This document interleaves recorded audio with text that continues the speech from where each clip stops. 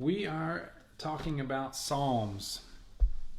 And Psalms is kind of unique. It's different than, it's a unique type of literature. And we're going to talk about kind of what its purpose is and how to read it, and how to think about individual Psalms as well as the collection. So first, just basic, what a psalm is.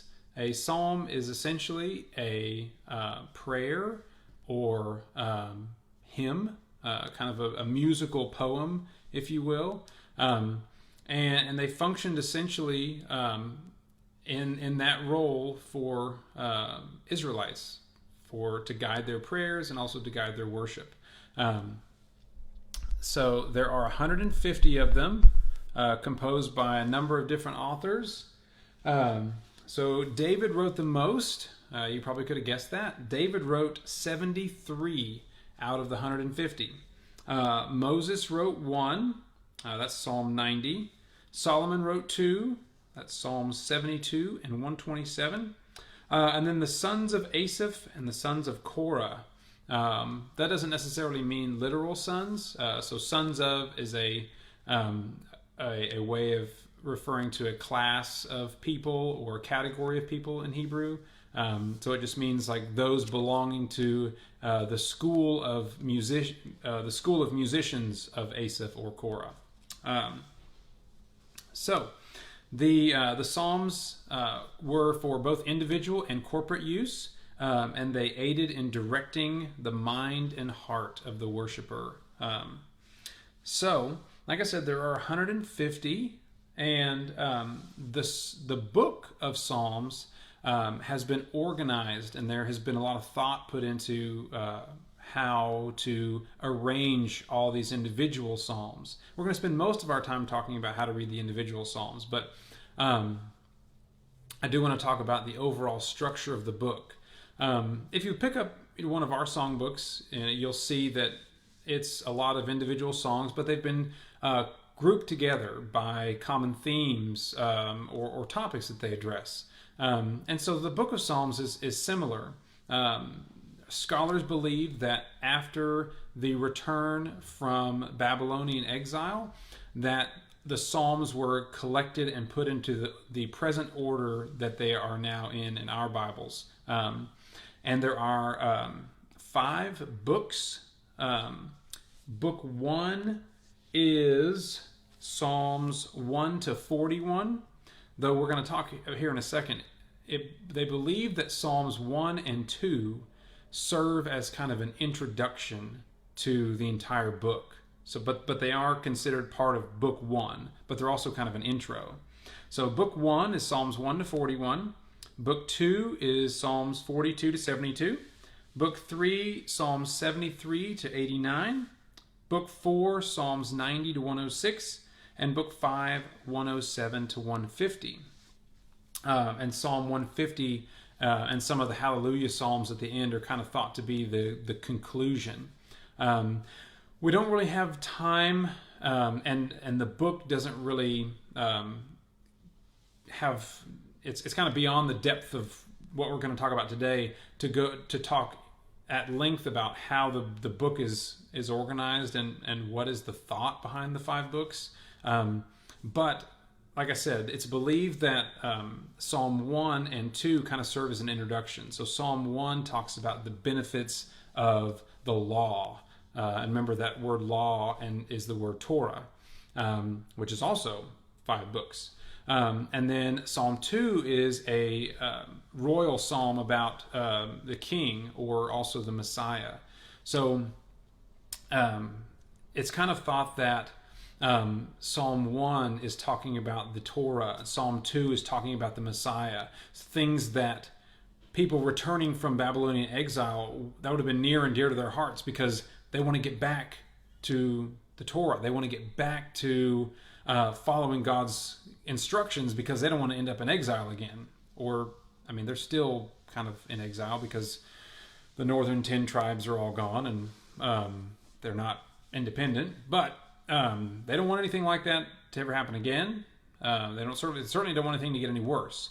But they're still looking forward to a Messiah, to a time when Israel is fully restored again, when all 12 tribes are together again. So again, they come, the southern two tribes, the kingdom of Judah, they have a return from Babylon, but the northern 10 are gone. I mean, they are scattered to the wind. Assyria destroyed them. I mean, it's gone.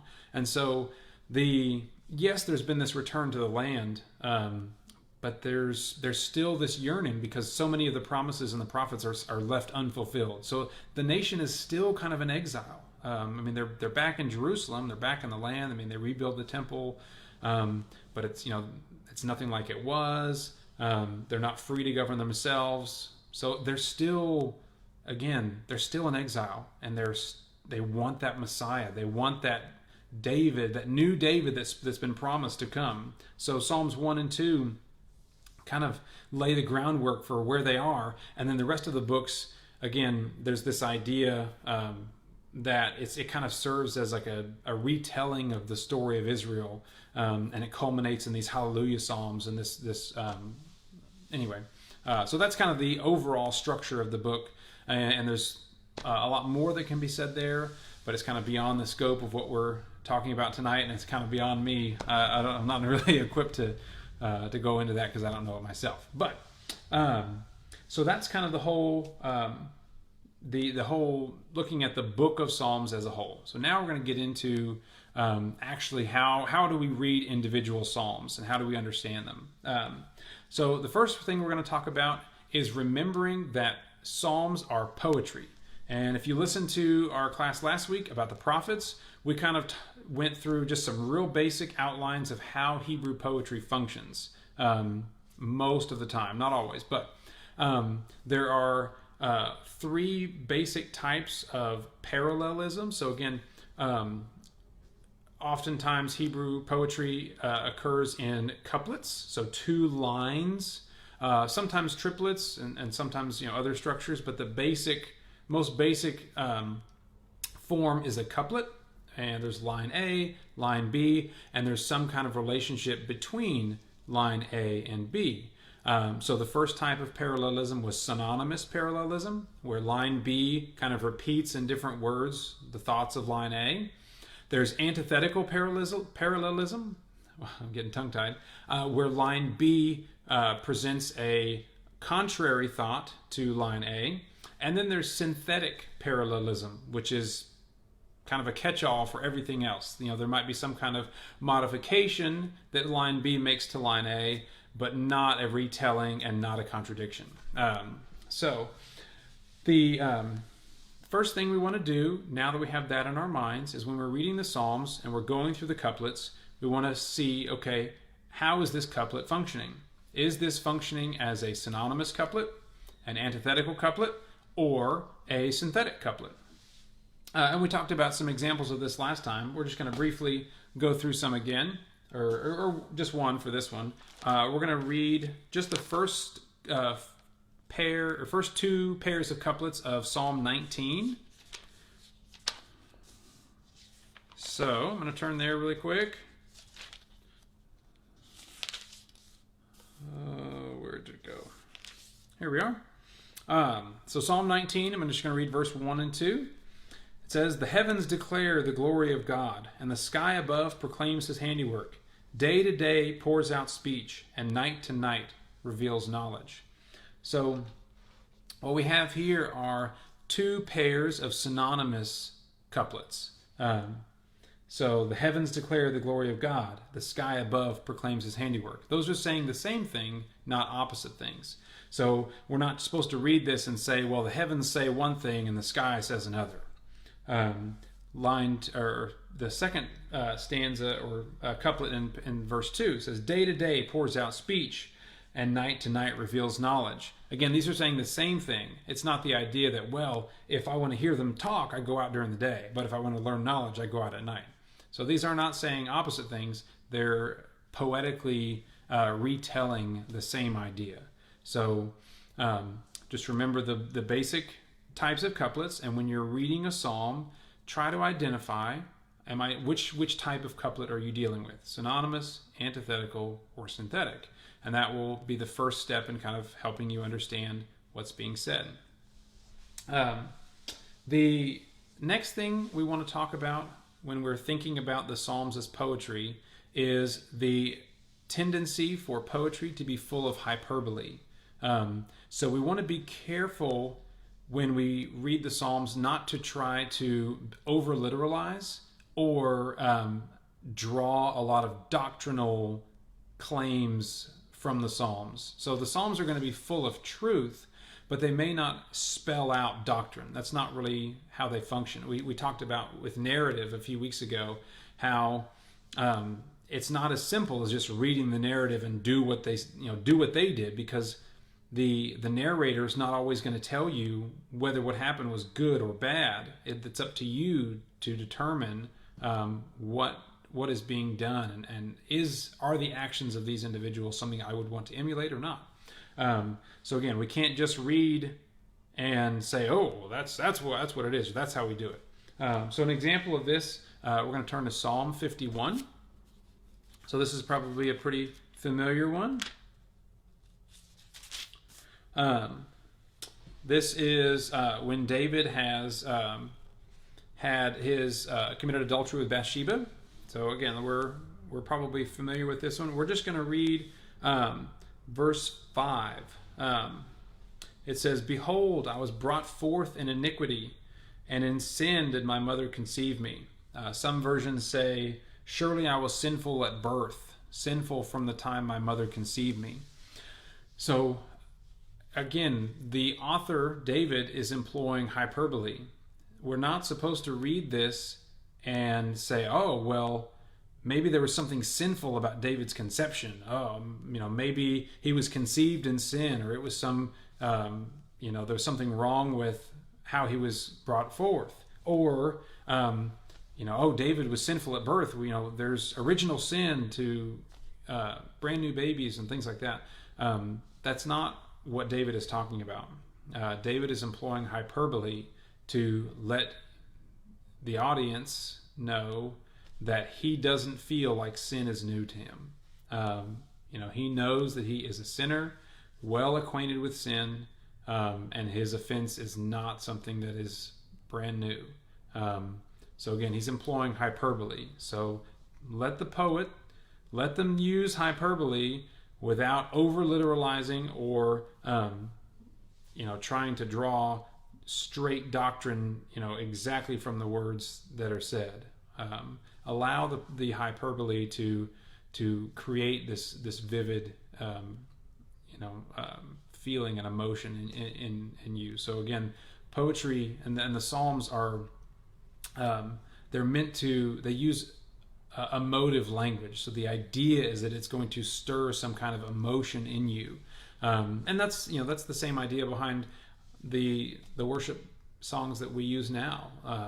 They're composed. I'm not saying that they're inspired, but they're composed to help guide our thoughts, to humble us, or to open our eyes, or to convict us. And the Psalms function in the same way, and they use this poetic, hyperbolic language to do that. So allow the poet to do that, and don't over literalize. So the third thing we want to consider when we're talking about how the Psalms function as poetry are the use of images and metaphors. Again, we talked about this last week when we dealt with prophecy. We want to try to be well acquainted with the images and metaphors that the biblical authors and narrators were familiar with. So, because some of them are easy for us to understand. They're things that we can wrap our minds around. Others are different. One that we're going to get into here in just a second, and we talked about last week, is the idea of the ocean being the source of chaos. The ocean was seen as something dangerous, something foreign. It is not where people should be. And we see this a lot in poetry and the prophets and the Psalms, and in apocalyptic literature. And again, for us, you might love the beach. It's like, I love the ocean, and so it's a little bit harder for us to we don't come by that metaphor as naturally as some of them. So we always want to try to understand the metaphors, look for common metaphors, repeated ones, and because there are several that will get used repeatedly. And you also have to listen to how the narrator kind of bends the metaphors. Sometimes it's really cool. So we're gonna read to illustrate this. We're gonna read Psalm 46. Again, probably a familiar one to many of us. So Psalm 46. All right, we're just gonna read the whole thing. It's not too long. And I'll read the whole thing and then we'll talk about it. So just listen to the psalm and just let it move you. God is our refuge and strength, a very present help in trouble.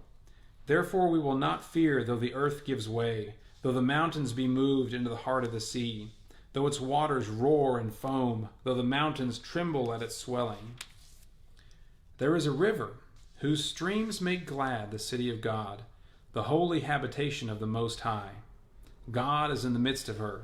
She shall not be moved. God will help her when morning dawns. The nations rage, the kingdoms totter. He utters his voice, the earth melts. The Lord of hosts is with us. The God of Jacob is our fortress. Come, behold the works of the Lord, how he has brought desolations on the earth. He makes wars cease to the end of the earth. He breaks the bow and shatters the spear. He burns the chariots with fire. Be still and know that I am God. I will be exalted among the nations. I will be exalted in the earth. The Lord of hosts is with us. The God of Jacob is our fortress. Man, that's so good. So, just some really cool stuff going on here. So we kind of understand fortress. We're familiar with castles and things like that. So that one's not too hard. But again, we see this idea of the ocean. The sea is roaring and raging, and oftentimes the poet will use images of the sea, and then he will talk about his foes or the nations. The nations are just everyone else around you. The Hebrew word for nations is where we get the word Gentile. So it's just everybody else. And again, the nations are seen as, if you see that at first it says, we won't fear though the earth gives way and the mountains are moved in the heart of the sea. The waters roar and foam. The mountains tremble at its swelling. And then later it says the nations rage, the kingdoms totter. He utters his voice, the earth melts. So you see the poet is taking this common metaphor of the sea and now describing, a couple lines later is now describing that as the nations. And you kind of wonder as the reader, okay, are we on the land and the land is giving way around us, or are we somewhere else? And I don't know if it's a simple yes or no. Why can't it be just kind of up in the air for us to kind of wrap our minds around? Because at sometimes it seems like you're surrounded by the chaos, but then at times also you're removed. So are we around this or not? Yes and no, because we're in this fortress, but we're able to see all these things that are going on around us. And in verse 4 it says, "There's a river whose streams make glad the city of God, the holy habitation of the Most High." So there's another place that's a river that divides into streams. It's Eden. And Eden is described as kind of a garden and a mountain at different places where it appears, in the prophets and in Genesis. It's described as kind of this garden mountain temple, where heaven and earth meet, where God's abode is. And you see the psalmist is saying that is Jerusalem. He's taking this image of Eden and he's putting it onto Jerusalem. So we are in this fortress, we are protected, and the nations and the kingdoms are warring with each other, and all this commotion and turmoil is going on, and we can see it, but we're protected from it. And then it says he utters his voice and the earth melts. and it says God makes the wars cease. And God says, be still. He breaks the bow, he shatters the spear. He's not talking necessarily to the psalmist, I don't think. It sounds like he's talking to everything around. The whole idea back in Genesis 1 is that we are going to make everywhere like Eden. The Eden project is going to expand and be global. We're all just going to be in this big Eden project. And so, anyway, it's this picture of God in his abode, in his mountain, and everything around is just chaos. And he says, stop, be still. I am in charge. And again, it's almost like, we tend to think of this, when you read just be still and know that I am God.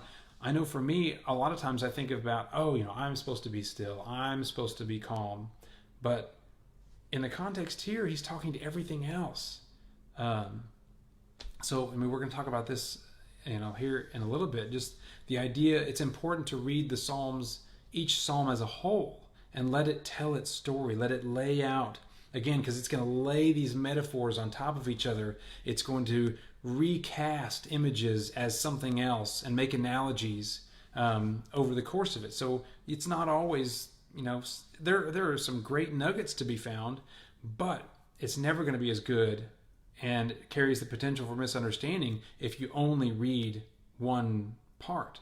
You have to let the psalmist tell what he's going to tell you. Let him paint this image in your mind. And so I just really love that one. It's a really cool example of several metaphors and images appearing, and the psalmist is skillfully crafting his thoughts and kind of everything's kind of weaving together. I think it's really, really cool. All right. So, so there in that psalm there are mountains, there's the sea, there's and then the sea is kind of contrasted with this river and streams. And the rivers are not always, good and oceans are bad. Sometimes you'll see them spoken of in similar terms. But in here, the river is being contrasted to the sea. And there's passages in Ezekiel where, and other places where there's this view of the end times when there is a river flowing out of Zion, a river flowing out of the temple. And so you see those things are contrasted. There's the fortress, there's the nations, there's Eden being recast, or Jerusalem being recast as Eden. So anyway, really cool stuff. So just to recap really quickly, the three things we talked about, just remembering that Psalms are poetry, identifying the relationship between the lines, what kind of couplet am I looking at, allow the psalmist to use hyperbole without over literalizing, and try to understand the metaphors,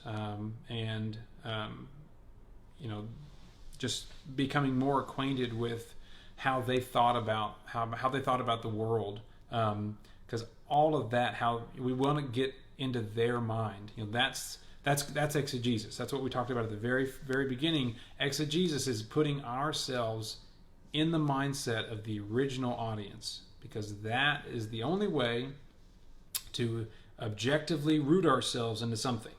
If we don't root ourselves, we can end up all over the place in trying to understand what a passage is talking about. So try to get in their mind, understand their metaphors, understand the images.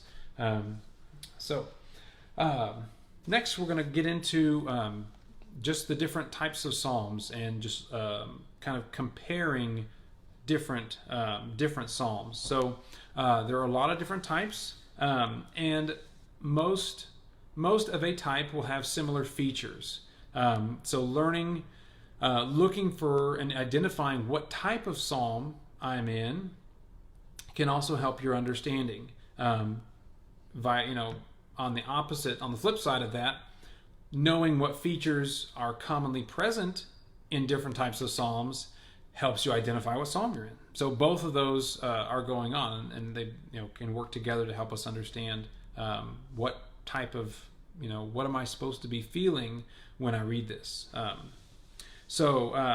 There are also different kinds of patterns. We said that there's the basic couplets and the relationships between those, but there's also a lot more that's going on. There's a lot of wordplay. There are repeated sounds that we lose a lot of that in translation.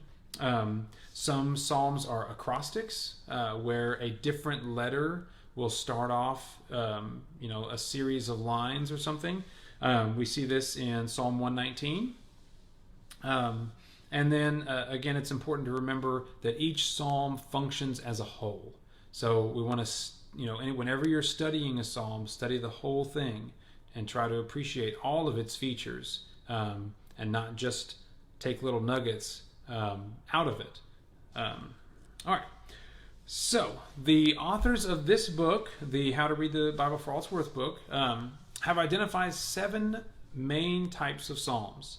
I'm sure that there are other ways of categorizing psalms. There are probably dozens of different ways to categorize them.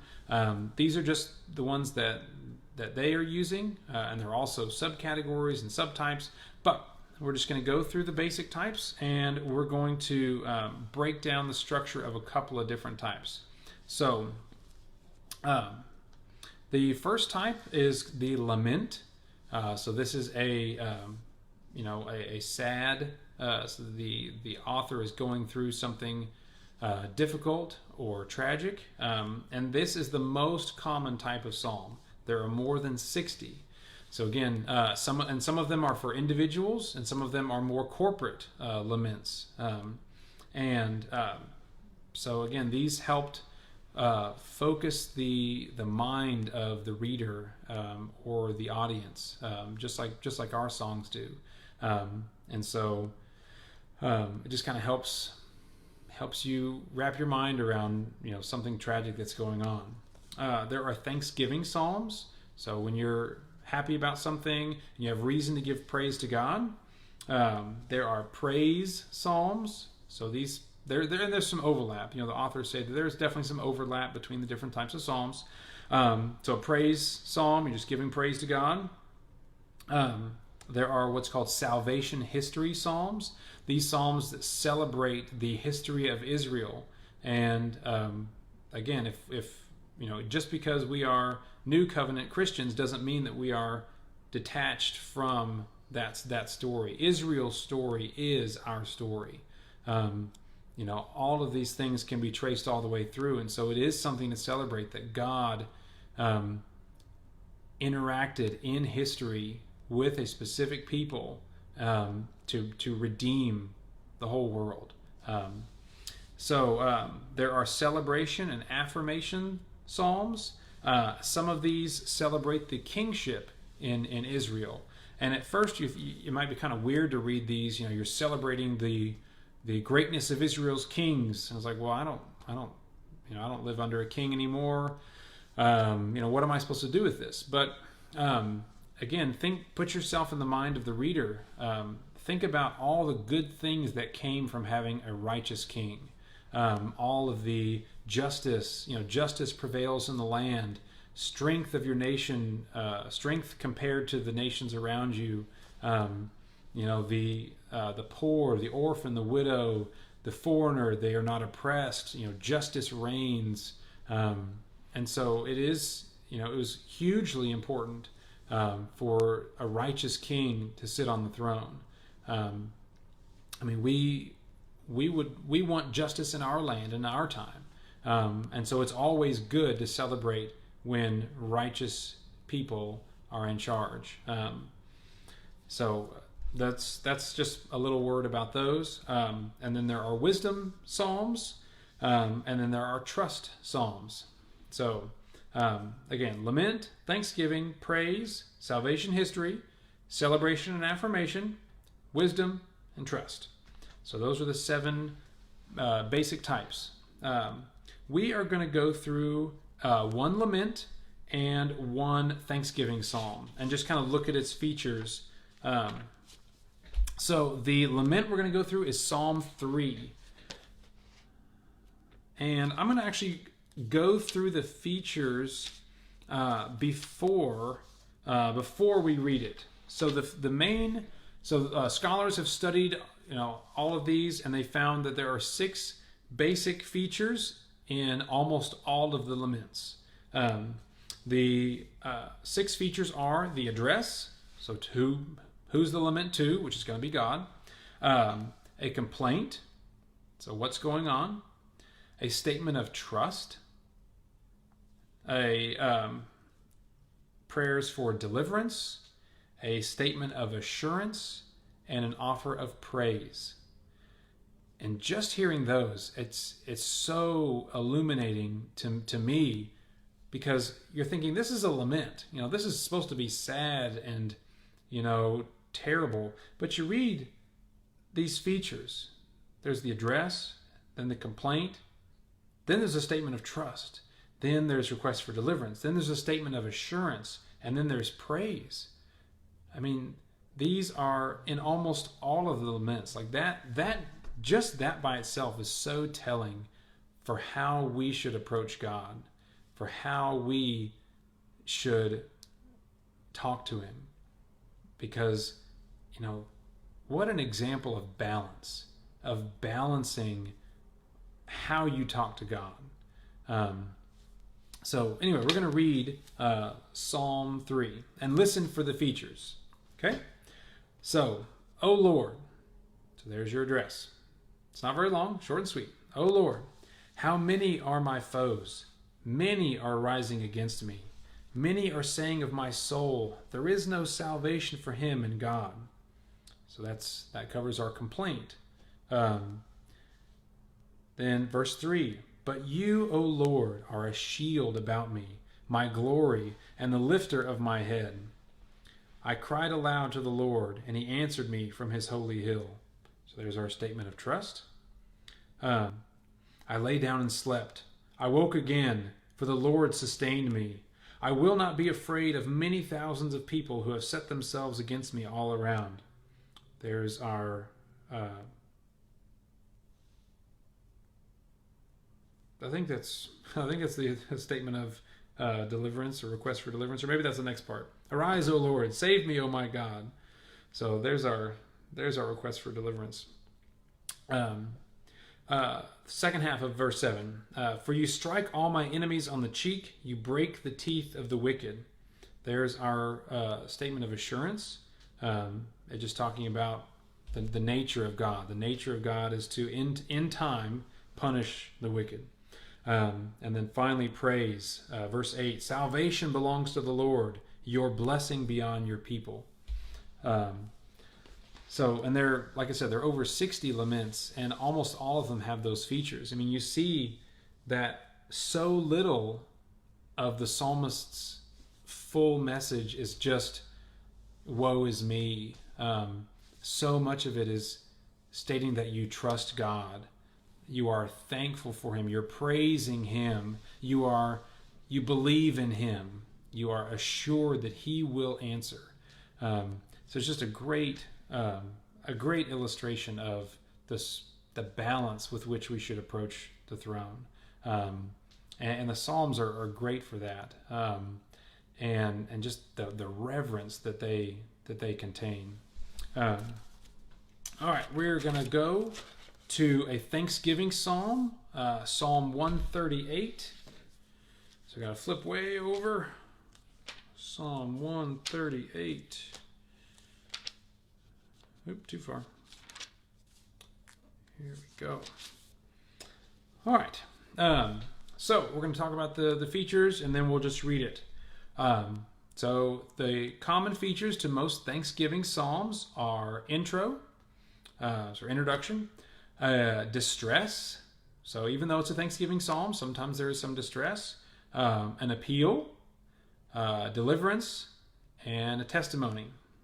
So again, even the Thanksgiving psalm is balanced, because the psalmist is honest about what's going on. So let's read Psalm 138 and listen for the features. It says, I give you thanks, O Lord, with my whole heart. Before the gods I sing your praise. I bow down toward your holy temple and give thanks to your name for your steadfast love and your faithfulness, for you have exalted above all things your name and your word. On the day I called, you answered me. My strength of soul you increased. All the kings of the earth shall give you thanks, O Lord, for they have heard the words of your mouth, and they shall sing of the ways of the Lord, for great is the glory of the Lord.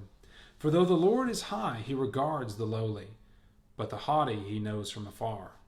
Though I walk in the midst of trouble, you preserve my life. You stretch out your hand against the wrath of my enemies, and your right hand delivers me. The Lord will fulfill his purpose for me. Your steadfast love, O Lord, endures forever. Do not forsake the work of your hands. So again, it's Thanksgiving, but there's there's moments where he says, I cried to you and you delivered me, which has an aspect of gratitude behind it. But you see these the Psalms are generally well balanced between a number of emotions and being showing that you trust in God even in the midst of apparent tragedy and all kinds of things. So again, the purpose of the Psalms was to guide your mind and heart as you dealt with life, or as your group, your family, the whole nation, as they dealt with things. So again, those are just some basic structures of just two of the main types of Psalms. There's a lot more that can be said, but again, what we're trying to do here is give you a few basic tools and hopefully whet your appetite to dig in for yourself. There's also lots of great resources, commentaries, and Bible dictionaries that can help boost your knowledge of some of these things. Next, we're going to talk briefly about what are called the imprecatory Psalms. So the imprecatory Psalms, these are the ones that are kind of harsh and generally involve calling out for God to judge the wicked. And we saw a little bit of an imprecation in Psalm 3 when it says, strike the wicked on the jaw, break the teeth. And that one's pretty, that one's not too bad. That one's fairly tame. But there are some that are, it can be hard to deal with. The example in the book is Psalm 137, verses 7 through 9. It's talking about how the author is kind of going back over how the Israelites were treated at the time of Jerusalem's destruction and in exile. So when Jerusalem was destroyed by the Babylonians, the Edomites came and assisted Babylon. So Edomites, these are the descendants of Esau. So this is supposed to be family. There's supposed to be some kind of relationship there, and yet they joined Babylon. They plundered and they took advantage of Israel at its weakest, at its most vulnerable. And so the psalmist is asking for God to judge the Edomites. And then following that, he talks about judging Babylon. How Babylon was cruel and was just horrible to them. And the psalmist says, happy is the one who pays you back for what you've done. Happy is the one who dashes your infants on the rocks. And that part we're kind of like, whoa, that's terrible. But there are a couple of things we want to mention when we're dealing with these imprecatory psalms or portions of psalms that have these types of thoughts expressed. So the first thing is to remember, again, this is poetry. There are hyperboles. So some of these imprecations are hyperbolic in nature. The second thing to consider is that corporate punishment was not. Nowadays we really frown on corporate punishment unless it still happens. In team sports, one person forgets this, everybody runs laps or whatever. But a lot of times, we're kind of, we want to move away from that. Oh, you can't judge everybody by the same, by one standard. But this is not a concept that, it's more familiar to the writers and the original audience of the Psalms. Now, there are definitely passages that that outline how each person will be judged for their own deeds, for their own sins. The son, children will not be killed for their parents. Parents won't be killed for their children. Each one will die for his own sins. But there are allowances. There are times when entire wicked societies are judged as a whole. An easy example is if you look at the covenant curses that Yahweh outlines for his own people. He outlines in Deuteronomy 32, I believe it is, about what's going to happen, not just to the bad people in Israel, but what's going to happen to the whole society if you do not keep my covenant. The entire society will be judged. No one will be spared. So the psalmist is using the same language that's common in these covenant curses. Whenever there's treaties made between nations, he's using that kind of language to talk about how an entire wicked society should be judged. While we do see instances of family members being punished along with a guilty party, we as humans, we can't say anything about what is the eternal destiny of these family members. So whenever we see instances like that where there's I think there's Korah's rebellion where all his family gets swallowed up by the earth with him. We always we wrestle with, were they guilty? Were they implicit in his theft or what have you? Well, what if there was innocent people there? So we don't know about the eternal destiny of those family members. What we do know is that God judges justly.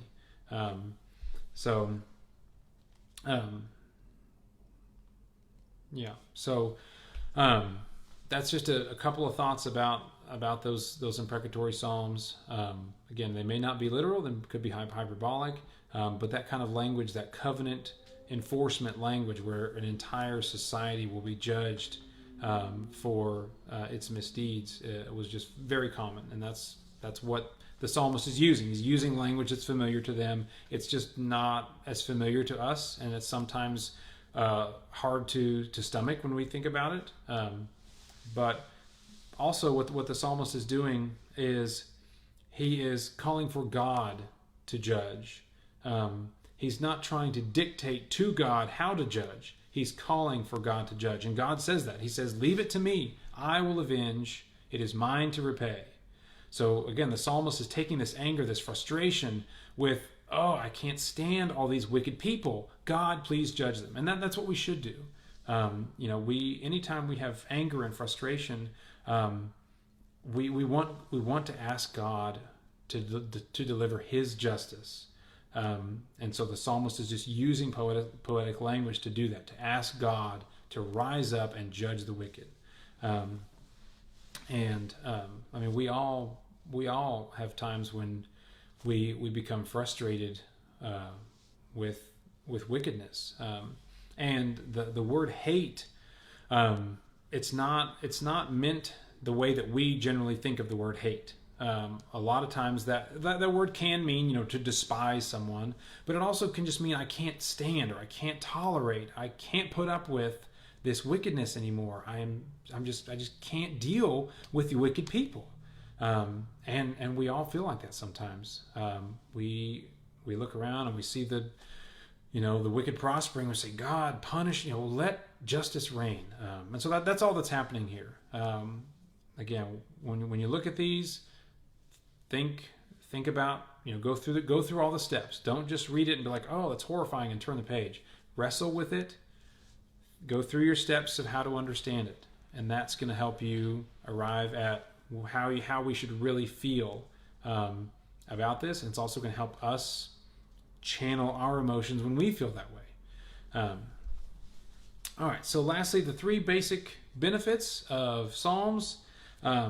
It's a guide to worship. And I love the reverence and awe that are in so many of these Psalms.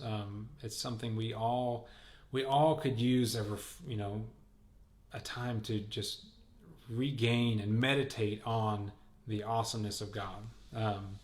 They also demonstrate how to relate honestly to God, not holding anything back. The psalmist is honest with how he feels, with what he wants God to do, how he may not feel like God is there right now. But again, those statements are almost always balanced with statements of praise, trust, assurance. And then finally, the Psalms demonstrate the importance of reflection and meditation. Thanks for joining us. That's the Psalms. And again, I hope that you have learned something, and I hope that you are anxious to dig into some Psalms yourself. Try to identify the type. What type of Psalm am I dealing with?